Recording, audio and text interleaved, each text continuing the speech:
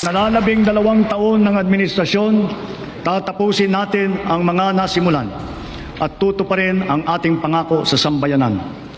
My beloved countrymen, let us continue the work that we have started to make the Philippines the country that Filipinos deserve. There is no nobler cause than this. We do this for our children. We do this for our future. We can but do this because we love our country and we love our people. Maraming salamat po. Magandang gabi po. Mabuhay ang Pilipinas! Tinutulak ang ating bansa paangat, World Bank at ang buong mundo na kamasid. Halika, atin itong pag-usapan mga kaibigan. Grabe si Pangulong Bongbong Marcos. Bakit nakabantay ang buong mundo sa Pilipinas ngayon? May napansin ka ba? Tahimik ang Pangulo pero ang kilos malakas, matatag at may tinatahak na direksyon. Hindi gaya ng iba na puro ingay, puro satsat, puro reklamo. Si Pangulong Bongbong Marcos, tahimik lang, basta trabaho lang. Ang tanong, bakit World Bank mismo ang nakatutok sa Pilipinas ngayon? Hindi yan chismis, hindi rin haka-haka. Opisyal, may datos, may pahayag. Hindi pa tayo nandoon. Kailangan muna nating intindihin kung bakit ang hindi pa ay hindi katumbas ng wala na. Dahil minsan ang delay may dahilan at minsan ang delay ay parte ng diskarte. The Philippine government has borrowed $2.5 billion from global investors, completing its overseas borrowing plan for 2026. Demand was strong, with investors offering to lend more than 4 times the amount initially on sale. The government will repay the money through bonds due in 5.5, 10, and 25 years. Officials said strong investor demand reflected confidence in the Philippine economy despite global market uncertainty. The bonds also kept their investment-grade ratings, which meant that major credit agencies still see the Philippines as a relatively safe borrower. Ang target, maging upper middle class economy. Pero hindi lang basta pag-asenso, may batayan, may numero, may trajectory. Kaya nga sabi ng Malacanang, hindi pa, pero papunta na.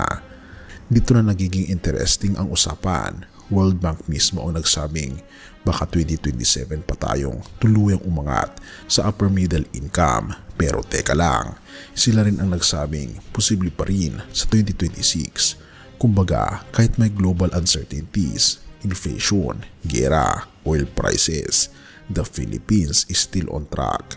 Therefore, hindi failure, hindi kabiguan, bagkus, tagumpay, in the making. It is in the best interest of the country to engage with its like-minded neighbors, especially those nations that are home to tens of thousands of migrant working Filipinos, and offer huge opportunities for greater cooperation in trade, investment, and financing. Hence, the President's just concluded trip to the Lion City state of Singapore and the details of his working visit, which our Kenneth Paciente details in this report. May nakikita sila na hindi agad nakikita ng iba, habang ang ilan ay nakatuon sa problema. Ang World Bank, IMF at iba pang global institutions ay nakatingin sa potensyal. Hindi po't nakaka-proud isipin, ang Pilipinas hindi lang basta third world, hindi lang basta OFW nation, isa na tayong binabantayan ng mundo. At dahil sa tulong ng ating Panginoong Diyos na ginagamit niya ang ating Pangulo upang maiangat ang ating bansa. Pero syempre ayaw ng ilan na aminin yan. Bakit nga ba? Dahil kapag umangat ang bansa, bumagsak ang narrative nila, wala na silang maipintas. Philippine-Singapore relations took center stage in the meeting between President Ferdinand R. Marcos Jr. and Prime Minister Lawrence Wong at the Istana as part of the President's 3-day working visit. The two leaders discussed expanding cooperation in trade, investments, health, social services, and the adoption of artificial intelligence. They also agreed to pursue new bilateral agreements to further strengthen Philippine-Singapore partnership. The President said the Philippines and Singapore will continue working together to keep the region peaceful, stable, and open to greater opportunities. Prime Minister Wong also congratulated the Philippines on its attainment of upper middle income status. Ayon sa Prime Minister, maituturing na respectable growth o matatag na pag-unlad ng Pilipinas ang pagiging upper middle income country sa likod ng mga pagsubok dulot ng kaguluhan sa Middle East. The Prime Minister also expressed admiration for Philippine tennis star Alex Ayala. Tiwala ang Prime Minister na si Alex Ayala ang magiging kauna-unahang Southeast Asian na mag-uuwi ng Grand Slam title sa Wimbledon. Bagay na sinang-ayunan ni Pangulong Marcos Jr. Kapwa nagpaabot ng paghanga ang dalawang leader sa tagumpay na dala ni Alex Ayala sa Southeast Asia. Habang tahimik si Pangulong Bongbong Marcos, ginigising naman niya ang ekonomiya. Hindi ba't ironic? Tahimik ang Pangulo sa harap ng kamera, pero sa likod ng eksena, lumulutang ang Pilipinas sa radar ng international investors, financial leaders at development planners. Therefore, kung hindi mo ramdam ang pag-unlad, baka hindi ka lang nakatingin o baka masyado kang abala sa paghuhusga. During my last SONA the other day, I asked Congress to amend the APIRA to remove the charging of system loss to consumers, including the corresponding VAT. It's only fair that Filipino families pay for what electricity they use, not for inefficiencies that really are beyond their control. Sinimulan na ng Energy Department ang pakikipag-usap sa mga stakeholder ukol dito at pinag-aaralan na raw mabuti kung paano ipatutupad para magkaroon ng nasa 5 hanggang 15% bawas sa bawat electricity bill. As much as I would like to say na kaagad-agad to, it takes time lang to study. Hinimok din ng ahensya ang mga distribution facility na mas maging agresibo para tugunan ang mga nagiging dahilan ng system loss. Some losses na tulad ng pagnanakaw or inefficient, luma na yung wiring mo, transformer mo kailangan palitan, your infrastructure is very old na or hindi na siya na-maintain, and that's something that our consumers should not pay for. May iba pang parte yan yung system loss, but that's the part that we still have to study how to deliver what the President promised. Sinabi ng Pangulo na malaki ang naging pag-unlad ng power sector sa nakalipas na 25 taon dahil sa EPIRA. Higit doble na ang generation capacity ng bansa. Lumakas ang partisipasyon ng pribadong sektor at lumawak ang paggamit ng renewable energy na umaabot na anya sa 25% ng kabuuang supply ng kuryente. Pero aminado ang Pangulo na hamon pa rin ang mataas na presyo ng kuryente. At the same time, we recognize that the electricity sector reform is an ongoing process.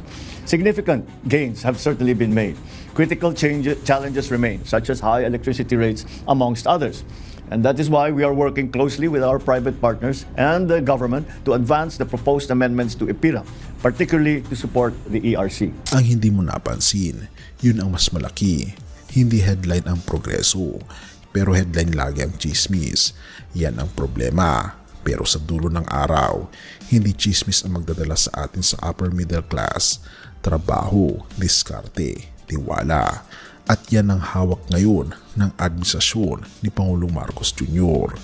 Therefore, sa susunod na may kumontra kay Pangulong Bongbong Marcos, tanungin natin sila, mas gusto mo bang may ingay o may pag-unlad? Have mercy, O God, at purihin ang ating Panginoong Diyos. Mateo 6 verse 21, sapagkat kung saan naroroon ang iyong kayamanan, naroroon din ang iyong puso. Kanina, pinag-usapan natin kung paanong tahimik pero matatag ang pag-angat ng Pilipinas sa ilalim ni Pangulong Bongbong Marcos. Tila dahan-dahan pero dire-diretsong, may layunin, may direksyon. Pero teka, habang lumalago ang ekonomiya, kamusta naman ang puso mo? Ano ang kayamanang hinahangad mo araw-araw, kaibigan? Maaring lumalakas ang piso, gumaganda ang GDP, dumarami ang oportunidad. Pero kung ang puso natin ay hindi nakaangkla sa ating panusus, mabilis din tayong mabubulok sa takbo ng mundong ito. Dahil sa kabila ng pag-angat ng bansa, may mas dakilang kayamanan. Yes, umaangat ang bansa, but Jesus remains the greatest treasure. Hindi siya bumababa sa halaga, hindi siya naapektuhan ng global crisis. Siya ay matatag, mapagmahal at puno ng habag. Ang tunay na pag-angat ay hindi lang nakikita sa ekonomiya, kundi sa puso. Kapag lumalagot tayo sa biyaya at awa ng ating Panginoon Jesus, doon natin nararanasan ang totoong upper class status. Hindi sa mata ng mundo, kundi sa kaharian ng ating Panginoong Diyos. Dahil ang pag-ibig ng ating Panginoon Jesus ay walang kakulangan. Sa gitna ng pandaigdigang krisis, presyo ng langis, inflation at kung ano-anong global uncertainty, ang ating Panginoon Jesus ang katiyakan. Siya ang kayamanang hindi nananakaw. Siya ang tanging pag-ibig na hindi nagbabago. At sa kanyang awa, may pag-asa ang makasalanan. Sa kanyang habag, may panibagong simula ang nawalan. Sa kanyang pag-ibig, ang lahat ay muling binubuhay. Kaya naman, kaibigan, ito ang panawagan ng ating Panginoong Diyos. Hindi masama ang umasenso sa buhay, pero masama kung makakalimutan natin kung sino ang tunay na kayamanan, kung sa balita nakikita natin ang progresong dahan-dahan pero totoo, naway makita rin natin ang pag-ibig ng ating Panginoong Kristo na dahan-dahang kumakatok sa puso mo. Hindi kanya minamadali, pero hindi rin siya umaalis. Naghihintay siya. Naibigay mo ang puso mo, hindi lang ang pangarap mo. Purihin ang ating Panginoong Diyos at tayo manalangin. Ama naming Diyos na makapangyarihan sa lahat, salamat po sa iyong habag. Hindi ko na kailangan pang maghanap ng kayamanan sa mundong ito dahil ikaw mismo ang aking kayamanan. Turuan niyo po ako magtiwala sa iyo at sa aking kinabukasan. Sa gitna ng pagbabago sa ekonomiya, sa bansa at sa buhay, pagyamanin niyo po ang bawat isa, hindi lang sa material, kundi sa pag-ibig mo, lalong-lalo na dahil ikaw po ang tunay naming kayamanan.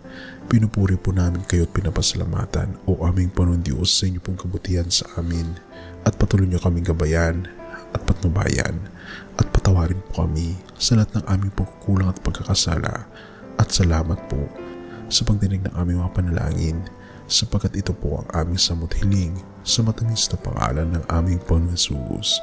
Amen. Bago natin ipagpatuloy kaibigan, siya nga pala ang Great Controversy na isa sa mga pinaka-kontrobersyal na libro dahil tumutukoy ito sa mga propesiya sa libro ng Daniel at Revelation na nagaganap na sa panahon natin ngayon bago ang pagdating ng ating Panginoong Diyos ay pinamimigay na namin ng libre sa pamamagitan ng PDF at ito ay nasa limited lamang na panahon kaya i-click mo sa description sa baba upang ma-avail mo kaibigan ang napaka-importanteng libro ito na magbubukas sa iyo sa mas maliwanag mong hinaharap. Purihin ang ating Panginoong Diyos at tayo magpatuloy.